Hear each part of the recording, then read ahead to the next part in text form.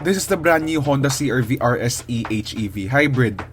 And though we've already done a first impressions drive of this car, this is what the CR-V RS Hybrid is like to live with on a daily basis. So, should you get this over a RAV4 Hybrid?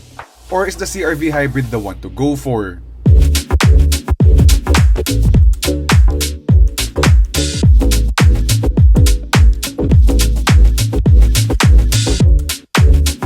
So now, of course, what you're seeing here is the range-topping Honda CR-V RS Hybrid. And from the exterior pa lang, you're gonna see that Honda's made the car look simpler compared to the previous CR-V, as you've seen naman in our first impressions video. So now that this car has been with us for about a week now, I've grown to love the car's look so much. I love the CR-V's simpler but more timeless design compared to the previous generation model. So being the RS, you have body-colored panels here as opposed to the black ones in the lower variants. You also have, by the way, these LED headlights come with sweeping turn signals as standard across all variants. And then, moving towards the side, you're gonna see now it's black 18-inch wheels. It's the same alley wheel design as what you're gonna see in the other variants, but in the case of the RS lang, it's painted in black. Down the sides, you're gonna see more of that simpleness in terms of its design. Very straightforward lines, nothing really outrageous here. Very classy, not, I guess, a standout, but you know, it looks nice. It will age really well, I think, because of the simpler looks. Then, out here in the back, you're gonna see, ganun pa rin, very simple in design niya, but it's thoroughly modern. And in the case of the CR-V RS Hybrid, you're gonna see that there's twin exhausts, or at least they look like twin exhausts, pero sa totoo lang, only the other side of the rear exhausts are real. And then, basically, the exterior of the CR-V will look really good even a few years down the line, even if there's a new CR-V that comes out after this, because of the more timeless design. So yeah, I think it's a good time for us to move inside the new Honda CR-V to explore the interior design, because, well, the design of the interior echoes the simple yet timeless exterior of this car.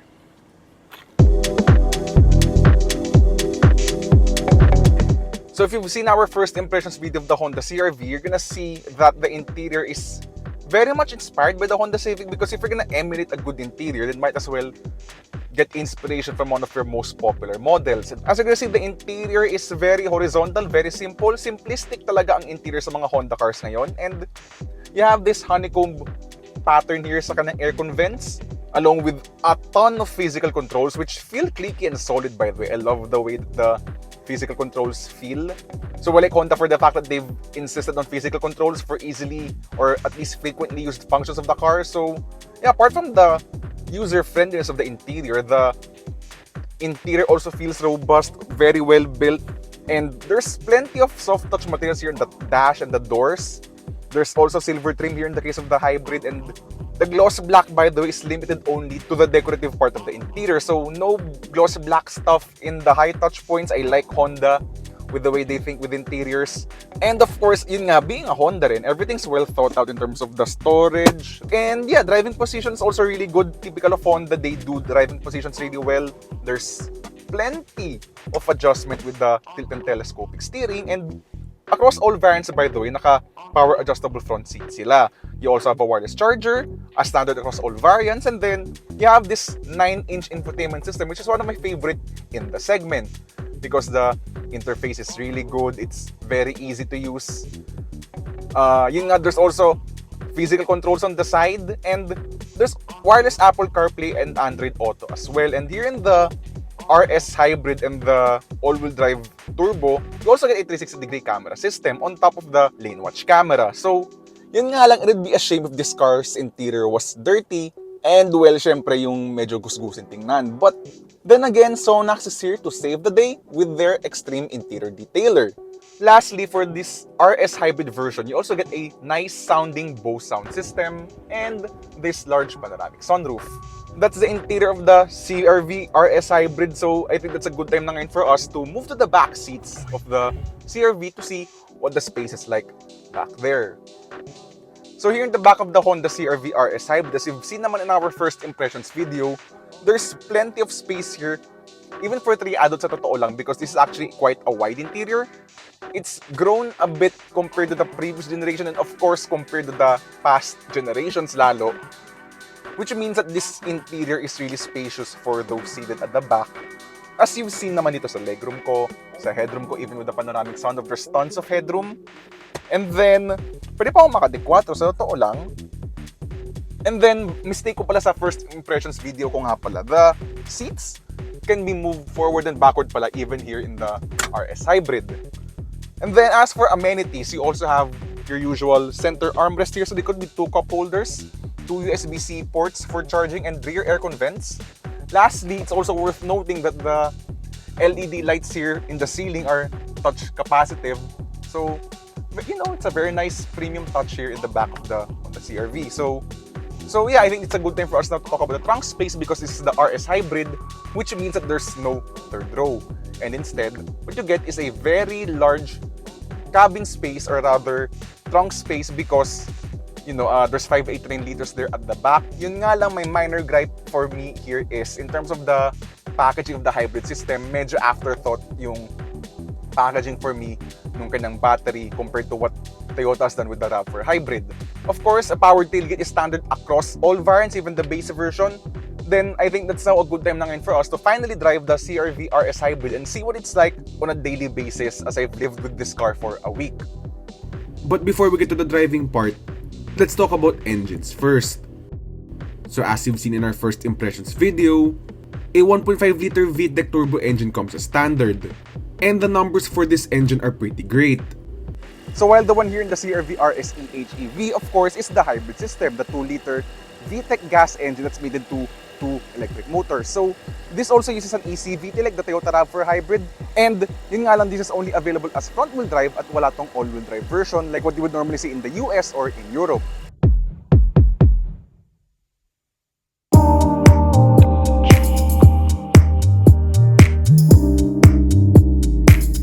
So now that we're on the move, how does this Honda system feel like on the open road?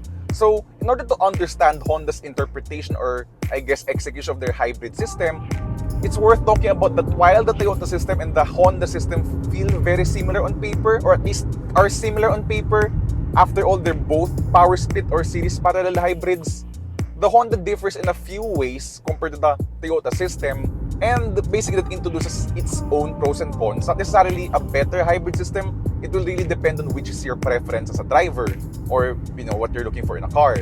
So in order to understand that, let's talk about its ECVT and how the Honda system is tuned to deliver its power compared to the Toyota system.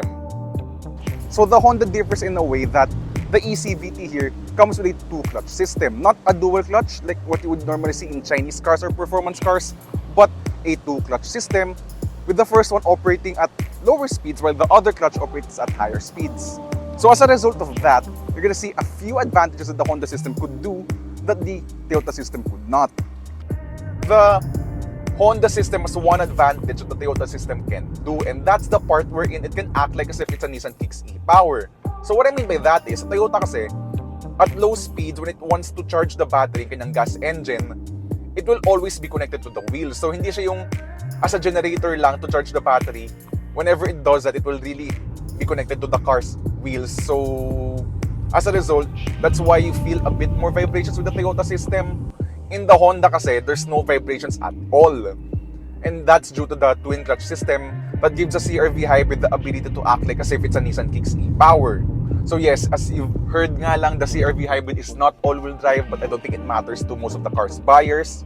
So anyway, that's the pro of having the twin clutch system ngayon compared to the Toyota. Lagi nung marinig sa mga Toyota reviews ko kasi with the hybrid system, lagi mo sasabi na they feel so immediate, they feel so responsive, especially when coming from a slow speed, tapos gusto mong bumirit. Don't get me wrong, the Honda HEV system is also responsive and snappy, but the Toyota is just snappier in the way it responds to your throttle inputs, all because of that planetary gear system sa kanang ECVT. At higher speeds though, yung responsiveness gap na yon is eliminated na, and also worth mentioning na rin is the fuel economy of these cars. So syempre, hybrids tend to be really good in the city. So ngayon, it's currently doing 28 kilometers per liter.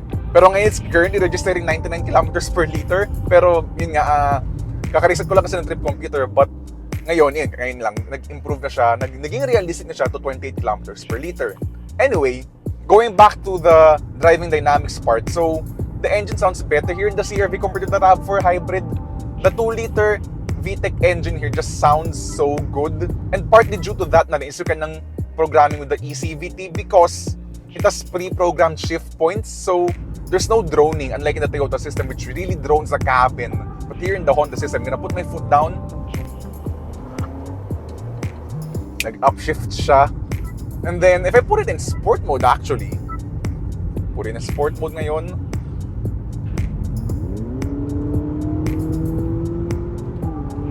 So, ewan ko kung napansin nyo yun, pero it also introduced a bit more fake engine noise. Kind of like in the Type R, it introduces synthetic engine noises kapag nasa sport mode siya. But yun nga, the synthetic simulated gear shifts are still there, so there's no droning to speak of as a result, and that's partly actually true. Gear shifts because of that 2-clutch system ng kanyang eCVT nga compared to the one in the Toyota. Likewise, the Honda HEV system's priority to provide better or like a more sporty driving experience is also reflected with how the CR-V drives in the Twisty. So, as you've seen sa aking first impressions video, the CR-V does a good job in balancing out sportiness and comfort. So the suspension deals with bumps really well. Ang sobrang ganda ng suspension niya. The long travel suspension means there's really good absorption with the ride ditong kotse ito sa kanang road imperfections, no?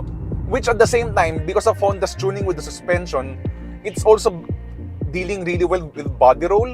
Hindi siya nagro-roll through corners as much as the RAV4. Though the RAV4 is a bit of sporty na rin yung pagka-driving na rin niya, yung kanyang driving experience. But the CR-V offers a better balance in terms of sportiness and comfort. The steering is also very responsive, very sharp.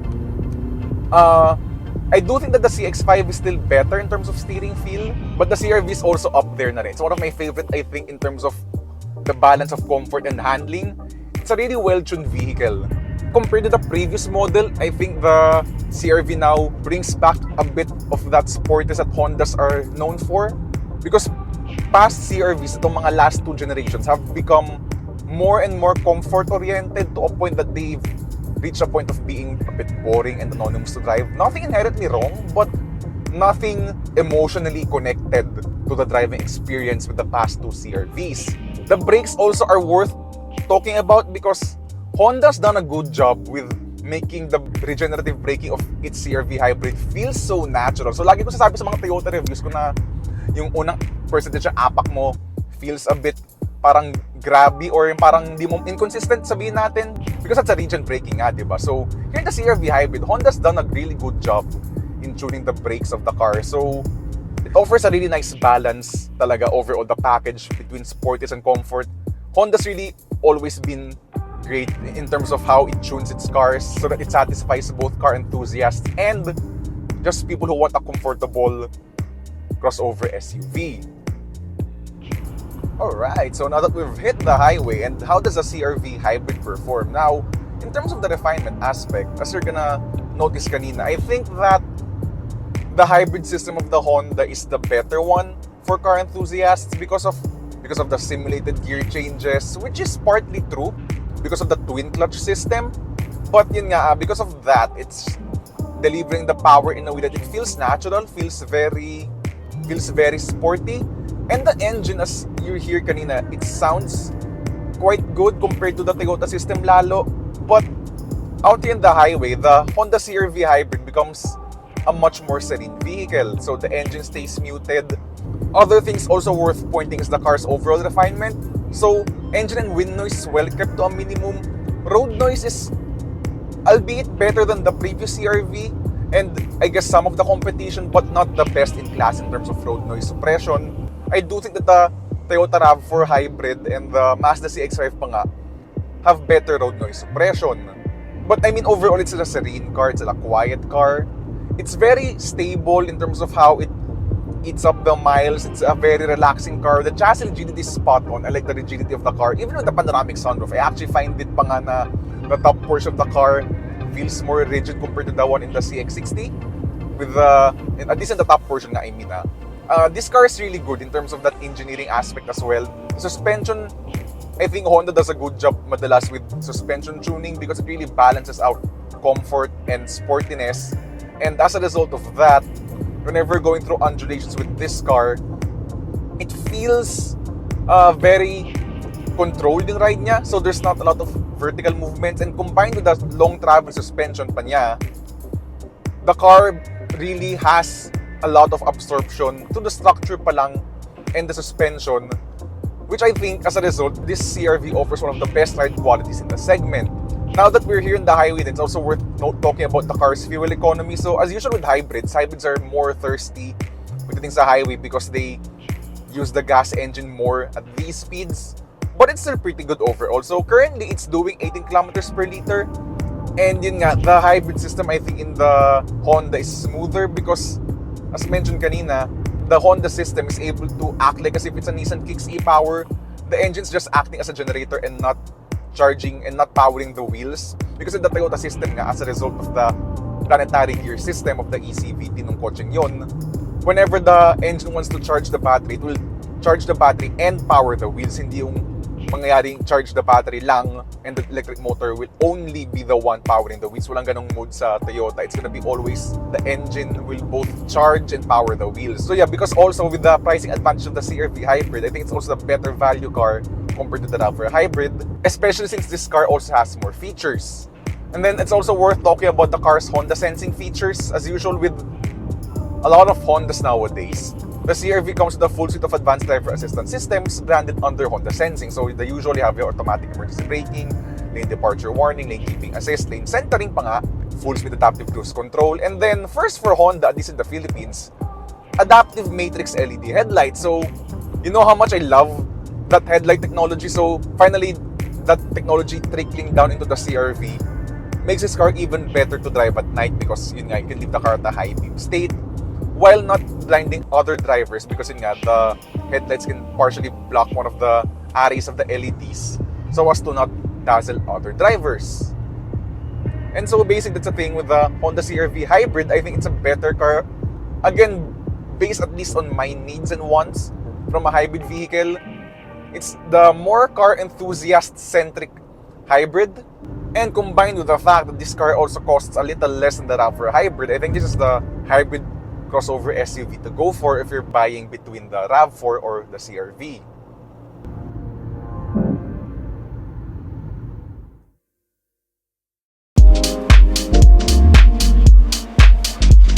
Pricing for the Honda CR-V starts at a little under 2.6 million pesos, while the gas version starts at exactly 2.1 million pesos.